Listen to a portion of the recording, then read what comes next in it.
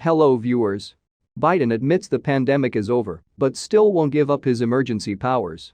President Biden made a stunning admission in a 60 Minutes interview that aired Sunday evening: the pandemic is over.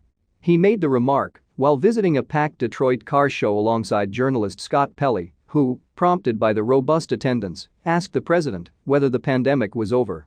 "The pandemic is over," Biden agreed. "We still have a problem with COVID. We're still doing a lot of work on it. The pandemic is over. If you notice, no one's wearing masks, everyone seems to be in pretty good shape." Now, this shouldn't be a surprising admission. For most Americans, the true pandemic emergency ended a long time ago. In my own view, it ended in earnest as soon as vaccines were available for all at-risk adults who wanted them. But it is stunning to hear the president admit this reality, even though so many Americans have long since accepted it, because the Biden administration continues to adopt an emergency posture in its policies.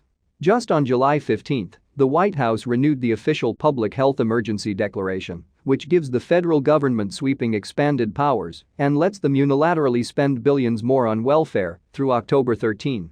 And Biden is expected to extend this declaration again through the midterm elections.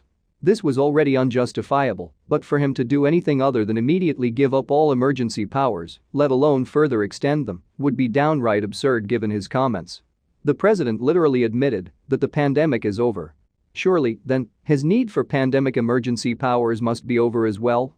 I don't want to downplay the fact that several hundred people are still dying from COVID-19 each day in the US. Of course, that's still a tragedy. But we must face the fact that this is, like many other common illnesses and causes of death, simply a part of life now.